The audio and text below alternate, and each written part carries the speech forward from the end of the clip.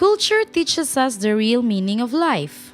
Every phase of our life demands different actions, and our culture teaches us that. As we grow up and grow old, our culture holds our hand and directs us towards the right path. With us today is a person with an advocacy of cultural preservation. Yes, I'm Bing Cariño. I have another name, but in the arts and culture, I'm known as Bing. I'm, my engagement really is into the performing arts. I have a theater group. I used to be with UP Filipiniana, and maybe that explains why I do all these things. So, tawag natin slasher. So, I'm an artist slash interior designer slash educator. Dami-dami kong involvement. Pero, yeah, but maybe today we're talking about this. So, I'm wearing a curator's hat. I'm a right brain person, and siguro yung right is very, very active. That's why, pero sinabi ko lang naman, it's just a different medium of expression, but they are all expressions. So what you see here are expressions of what is going on in my mind. So be it performance, be it curation, ana siya. How does a person keep himself from collecting these things in this generation where it is so hard to find, for even the community cannot provide? Oh, hindi kasi kung may advocacy ka of cultural preservation, parang contrary to what you are saying, if you get from the communities. Number one, wala nang weaver sa community, and then you get it. So, pawala ng pawala. If you go to the communities, wala ka na nakikita. And sadly, the kids will never know. Yung mga bata sa community, they will never know. No, that's why yung mga blaan sila pa ang pumupunta sa bayanihan to research. Na it's not the other way around na napupunta ka sa community to research them. No, ngayon ang community na lost all their identities goes to like Xavier, the museum, to look at their things. No, at least, kaysa sa pupunta silang Smithsonian, pupunta silang Field Institute sa Chicago to look at their things. Mahirap din na advocacy to push, 'di ba? Kasi wala kang market na tama. Sabi, seda lang naman 'yan, magkano ang metro? Yarn lang naman 'yan, magkano 'di ba? At saka wala ka naman doctorate na naggawa ng embroidery mo, itong mga masters na ito. So, wala na siyang commercial value sa valuing natin, sa context natin ng value. Though it's hard, still it is culture that helps us gain valuable information about our ancestry. For human beings do not live for eternity, but culture does. That is how cultural preservation deserves the attention of a person in putting up an advocacy like this. But the question is, what keeps him going? And where do these things come from? Hindi, merong isang point na I wanted the abaka. Ito, lumabas ang Subanen abaka, which is, kasi nawala na daw yan, hindi na ginagawa. So lumabas siya sa market, dalawa. So nandito yung dalawa. And that time, I cannot afford it. So I have to let go of a Mandaya silver. Ganon. I have 3 man. So I let go of one to get this. Kasi total may 3 na akong Mandaya na necklace. Although it's also rare. No, you don't get it So after a few seasons, meron na namang lumabas na platina. Nakatapos ko lang nag-curate ng 2 shows, nabili ko na naman yung platina. No? Sometimes naman meron ding akong mga agents, like maraming mga agents na napapautang, kaya ang kanila rin, they cannot keep it. So they have to find somebody to keep it, no? So kung hindi man lang daw kung maano man lang ma-help na hindi siya mabenta sa foreigner, tumatawag sa amin ng mga collectors. Kung hindi talaga it has to go. So ang dream ko magiging institution siya wherein may support somehow, no? At saka maraming gusto magbigay. In fact, meron dito mga collection na binigay na sa akin. They cannot take care of it, no? So sabi, sige, ganyan. Ang advocacy mo naman, kikita namin na sinishare mo sa public. Ganyan. And it's really valuable. Tapos siguro yung nagbigay, hindi niya ma-take care. Tapos kung ibenta niya naman, hindi niya rin gusto. So, binigay niya na lang to for me to take care of it. So, it's there, no? Yun. Tapos ako kung ano I don't get from the community is number one yan, no? So, wala na nga sa community, kunin mo pa. So, I only get kung pumasok na siya sa market. Also, mahal na yun. Kasi kung pumunta ka sa community, especially na wala mang famine, nag-drought, no? So, hard up, ito talagang unang-unang mag-give, no? So, nagiging collateral yung material. So, most of them ganun ko nakukuha. Like, pawn shops. Oh, yung gold, yung IP gold. Meron man, yung kamagi na tinatawag, ang subanan may silver, ang blaan, bagobo, tiboli, merong gold. So, that I get from mukha akong buwa. Pag may auction, nandun ako agad just to make sure na if I cannot buy it, I ask for friends na buy it kasi number one, ang jewelry nila is dead tradition. Yes. Tapos alam mo sa pawn shop, pag gold, what they really care about is the gold. So yung mga beads tinatapon daw. So one time pagkarinig ko, isang arinola daw ng beads. Tinapon, so kadami-dami nun, di ba? Sa pareha namin may value yun. Alam namin ang isang 1,000 I bead, 500 ang isa. So pag bilangin mo yun, more than the gold, mas mahal pa siya. Ang pawn shop, gold lang tinitingnan. Yung mga ganong bagay, no, na they look at it for the value of gold. Na ang totoo lang, the cultural value is bigger than value of gold. Pero you cannot tell people that. Kasi yung gold lang kanina, parang, bakit ka ba may bili ng mga gamit ganyan? Di ba? Hindi yun cool, hindi sexy. So, ang maganda, kaya wala akong kompetensya masyado. Ang ganda nito sa ibang bansa. Singapore, ang dami-dami. Sa US, no? Pero sa atin, wala. Kasi we collect another thing. Western art, not traditional art. Kukunti yung mga institusyon na mag-collect niyan. So, if so, nawawala. For the crafts not to go away, no? Kasi ang hirap yan i-repatriate. Maglabas siya sa eBay, dollars na ang minsan nakikipag-bid ako, talo ako syempre. Di ba? From here, di ba? Kunin mo ulit. Kaya sabi ko, kung hindi man lang makuha pabalik, wag na palabasin. Yun lang yun sa akin. So, if I don't get it, I tell the owner of our school, kung madam, there's a good material coming, ganito kayo. You have to explain pa the value. No? Kasi valuable naman talaga siya. Kasi ang ultimate dream ko as cultural worker is to have a space like this. Performance space. But I didn't have the money yet, pero if I cannot raise it, maybe I will push to raise it. Ganun lang naman tayo cultural worker. We don't have the reason. Because these things should not be kept in the cabinet. It should be shared. No, kasi nasa storage sila lahat in all big Tupperwares. So it's not fair for the material, the artist who did it. If you just keep it for yourself, you really have to show. Like ngayon, this will run for a month, and I'm sure a lot of people, through your show maybe, that we can tell them that this is happening here. Ang problema ng tao is we go to the mirror, no, and expect to see.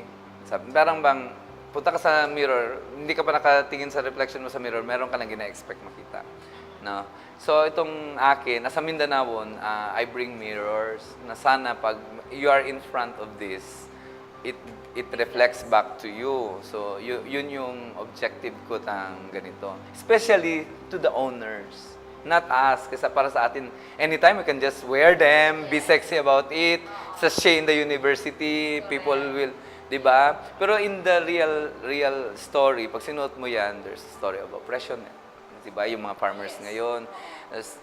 Yun talaga, symbol of something not good. Sa totoong buhay. Dito sexy siya, dito pretty siya. Pero sa it's a symbol of oppression, symbol of, di ba?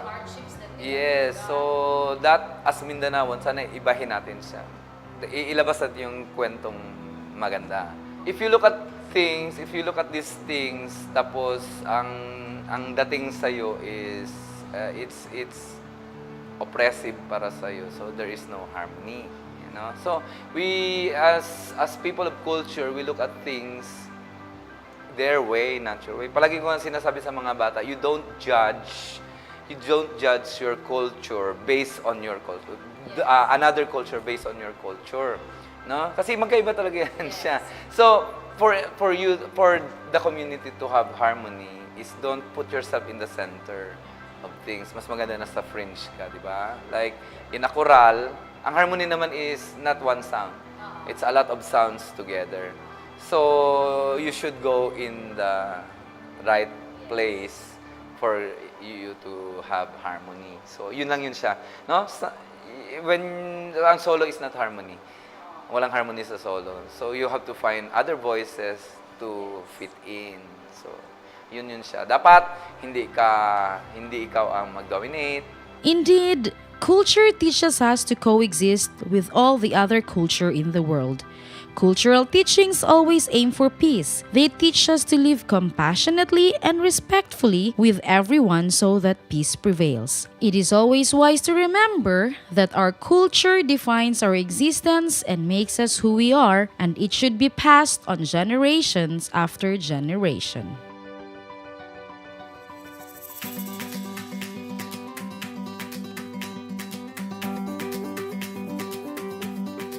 Dreaming is never ending. And then if you have fulfilled one dream, you have another dream. And then if this dream comes true, then you dream for something more. This family, the business is helping a lot of people just from the things they were thrown away, and this is the most interesting part. Together, let us learn and discover how does these things being valued or made. Kaya this is kuan, tawag na mo corn rose. So, gailabay lang ba ni siyang mais? Unsa ni katong Panit sa mais. Panit sa mais. Kanang gulang na nga mais. Oo, not the young corn, dili pod katong gahimo na tilaob, pero kanang gagamiton para ipugas. It started with a passion, plus the intention of helping the people, and even the place they belong to. With the formula, ordinary materials, plus ordinary people, plus extraordinary purpose equals everyone's victory.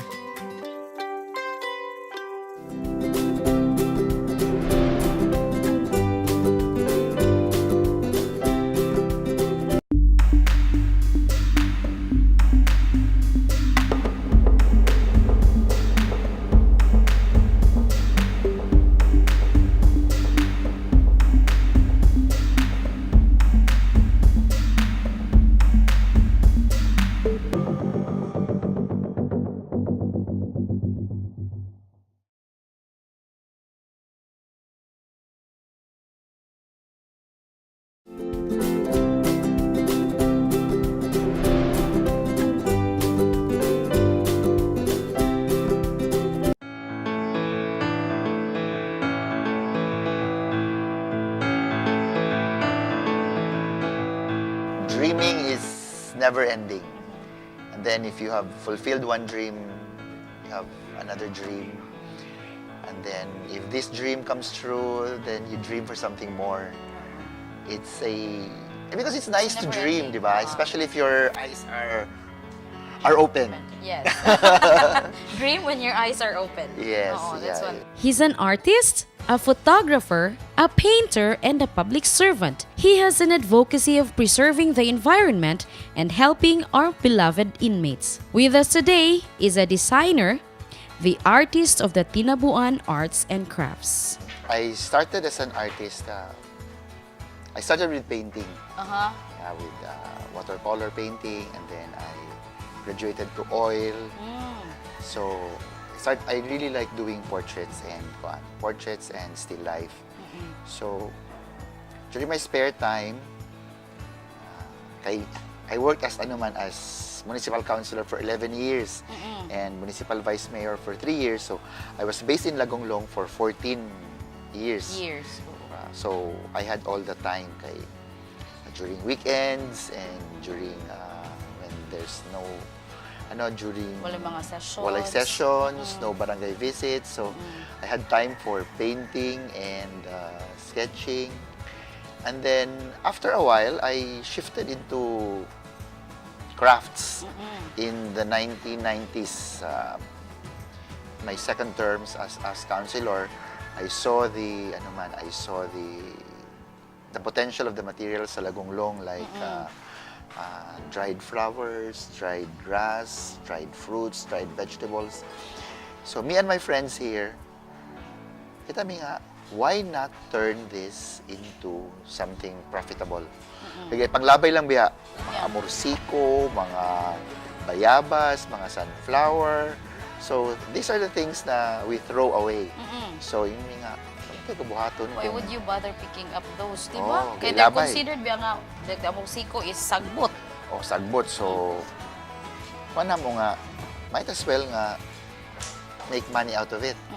And then, aside nga naka-negosyo mi, sa ako mga friends, nakakuan po mi, nakatabang mi sa uban. Kay, ang sagbot, palito naman namo. At sa una, kami ang mag-gather para,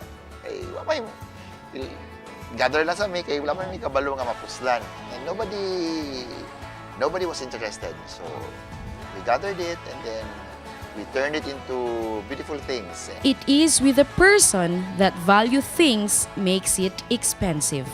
Truly, they were a blessing to the people in need. With these simple, small things, turns out to be the big factor of helping the community as a whole and even to our beloved inmates in jail.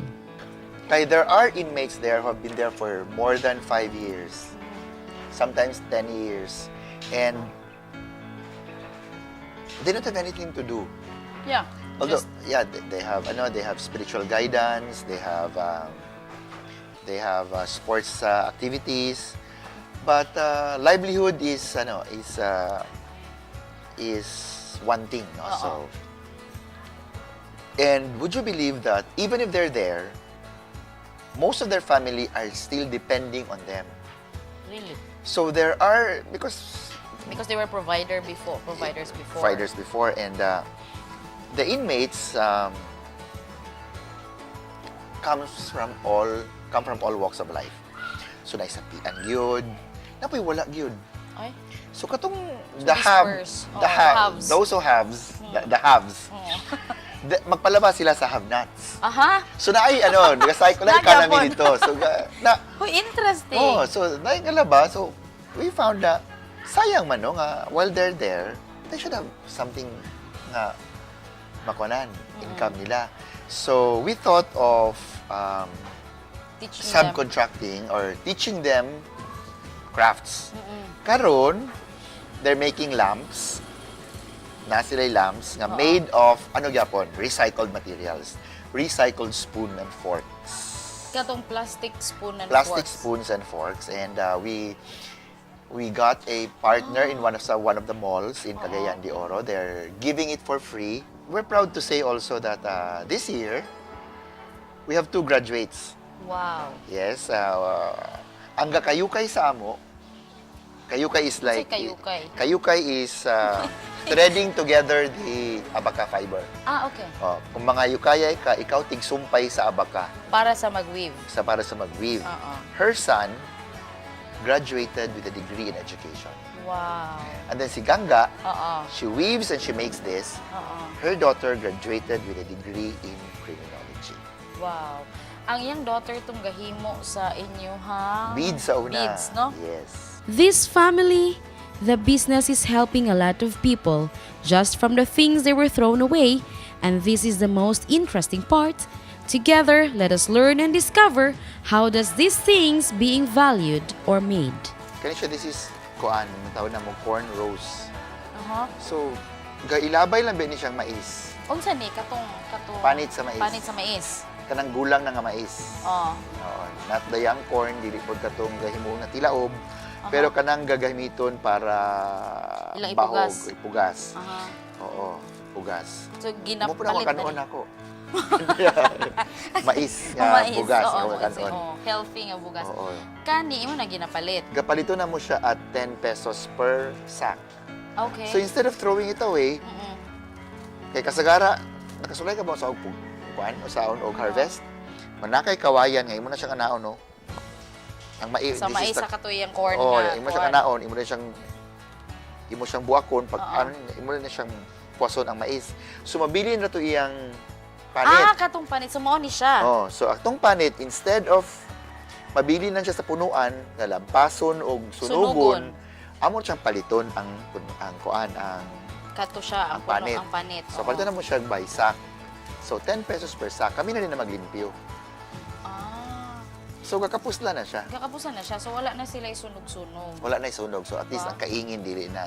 Kani siya, this is Unsa ni baungon. Baungon. Baungon ni siya nga kanang mahulog bitaw nga dili na mo ripen. Dili na siya mo dako, dry na mo. And then kani siya mga seeds ni siya sa kahoy nga dagko nga tagak lang ni namin siya nasa. Okay. Kani mga seeds po ni siya, and this is abaka. Kanina inyo main nga ko abaka. So, abaka. You have also before Oo. no? Kani siya, this is lumbia. Ang ngalan sa Ang ngalan sa PAM, lumbia. No, not lumbia sa barangay. Okay. Lumbia ni siya nga Lumbia nga pam. Okay. Ang lumbia nga PAM, mura na gyapon siya og lubi, ang iyang dahon. And then diha na siya gakwaon ang sago sa iyang trunk. Oo, sa iyang marag sap or juice sa iyang trunk. Pero kan makuha lang nimo ni siya, kung imo siyang pukanon ang lumbia, kay mapuka naman pud na siya, kay mugabok naman siya, so imo siyang pukanon para makuha pud nimo ni. And makuha pud nimo ang sago. So makakuha kag sago, makakuha mo kag para sa imong design. So these are the things that we grew up with, and then we interpret it in ways na that reflects the sensibilities and the philosophy of being somebody from Lagong-Longan. If your raw material is organic, so there it's going to easily to rot or prone to mildew, prone to bukbok. So we have to study those things nga. Saan man nga dili bukbukon?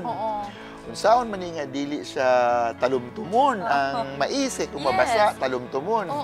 So we've learned the hard way nga nag-deliver me, unya pag-abot sa kuan, Dalmatian na ang kuan, kaya na siya tirok-tirok kagmay ang mais. So we learned the hard way. Design. New design nga, Dalmatian ang roses. So we learned the hard way, and then through research, kuan yun, through product development, and constant research and studies. Ano sa namo? We're trying to come up with designs that are. Were there times that you felt that you will stop na lang because hindi na siguro siya pwede? Give up, reject, hinana, or like because you had failures? Naay materials na we felt nga wala gid na siya, lisod gyud siya. Pero there is always a substitute. Like I'm very interested kana sa string beans. String beans na po? The kanang ihag yung string beans kay imo na siya i-dry, mo na siya ribbon nga curl. Tinuod. Pero ang limitation is expensive man siya. Correct. So it's either imo siyang sa may kauno nimo, wala ka ni pagkaon, or ang tsada pod is kaning bell pepper, kaning atsal. Imo siyang i-dry. Tsada kay siya. Correct. Kay glossy, and then reddish, brownish, gold, all in one vegetable. Pero karon kay mahal naman kayo. Correct. So it's either you grow atsal. So kana. So na magani siya paliton. So expensive siya nga materials. So that's why we have to let go of those materials. So materials na lang yun nga Kato yun siya. Ano siya, readily available, and then that's not also nga kay lisod man sa kayo kung string beans imong i-dry nimo niya, uban wala ka kanang kanon. Social. Di ba social? Or because you have also here kanimong bag, no? If dili gid siya available, this is one of your innovations. You upcycle. These are magazines? Magazines and kanang mga catalogs. Mga flyers o catalogs. Catalogs. Wow, so this is another way of really kanang innovating things to put in pa-design. And then, ang catalog, yearly ba na siya i-change, di ba? Kanang magbaligya og mga deodorant, magbaligya og mga mga tanan na nga Tanan klase, na mga yun. brochures. Tanan nga brochures. So, Oo. after a year, ilabay naman na nila. Okay, mag-pile up rabi na. Pile up man siya. And then mga magazines. Even if na ay e-books, namang giga po yung magazine. So, what do you do with that? So, among gabato na ay bigger Tinabuan Arts and Crafts.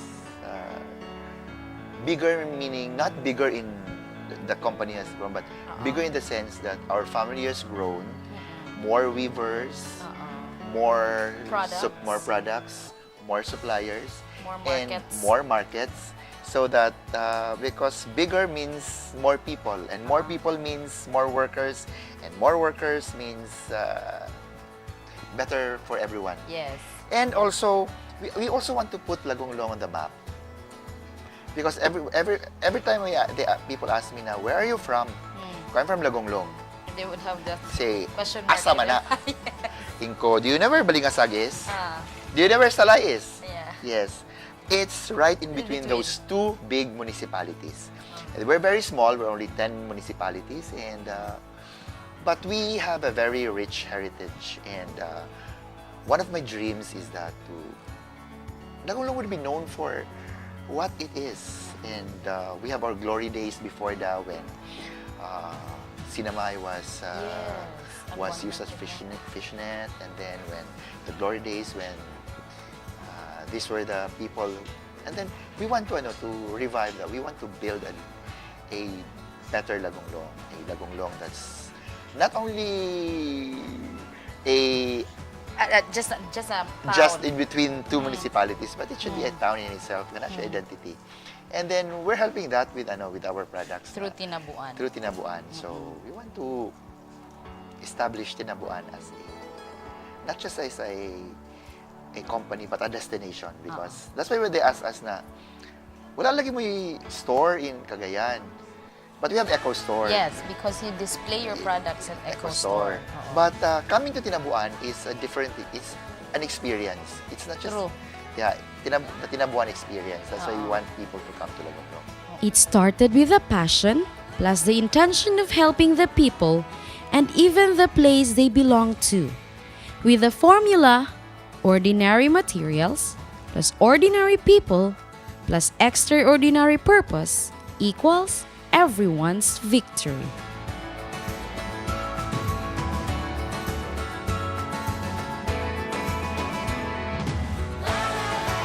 Napakaidugong ato. What na naman ato? What motivates you? Balik na lang sa question. Kasi balik sa motivate. Din ako na yung dito sa iyo. Sige, rolling.